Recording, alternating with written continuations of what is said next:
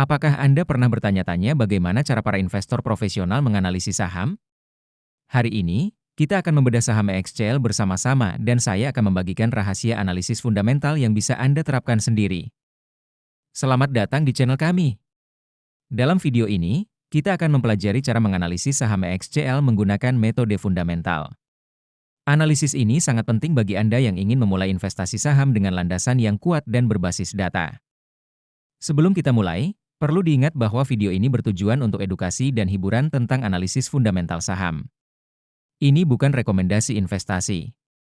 Pastikan Anda melakukan riset mendalam sebelum membeli saham apapun, karena data yang disajikan mungkin tidak selalu akurat atau terkini. Mari kita mulai dengan melihat pendapatan dan laba EXCL.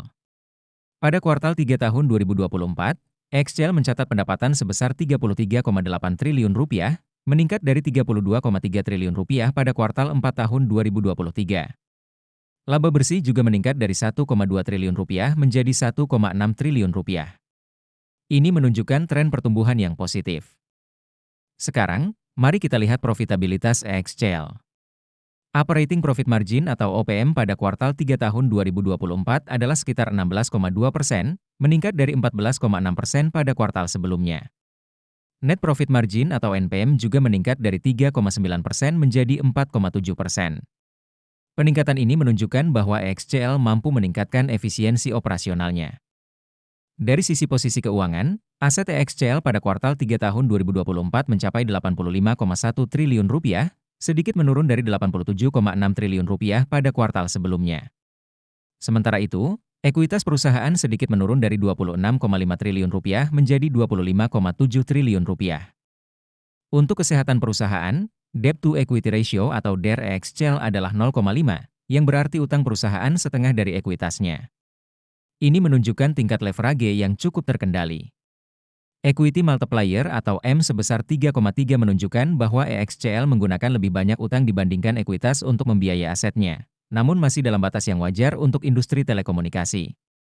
Kinerja manajemen EXCL dapat dilihat dari Return on Equity atau ROE dan Return on Assets atau ROA/ROE EXCL pada kuartal 3 tahun 2024 adalah 21,3%, meningkat dari 17,8% pada kuartal sebelumnya. ROA juga meningkat dari 5,4% menjadi 6,4%. Peningkatan ini menunjukkan bahwa manajemen EXCL semakin efektif dalam menggunakan aset dan ekuitas perusahaan untuk menghasilkan laba. Sebelum kita lanjut ke valuasi, jangan lupa untuk mengunduh chat sheet investasi saham kami dengan mengklik link di deskripsi video.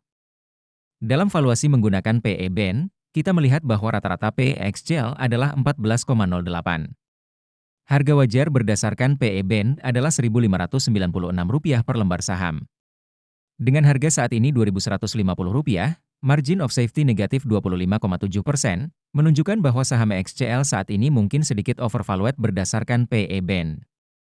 Sementara itu, valuasi menggunakan PB/BEN menunjukkan rata-rata PB EXCL adalah 1,24.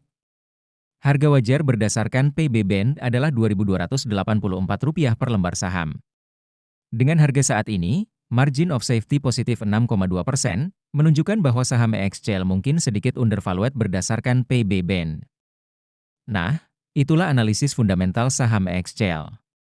Bagaimana menurut Anda? Apakah EXCL menarik untuk diinvestasikan? Jangan lupa tinggalkan komentar untuk saham yang ingin Anda analisis selanjutnya. Jika Anda merasa video ini bermanfaat, jangan lupa untuk like, subscribe, dan share ke teman-teman Anda.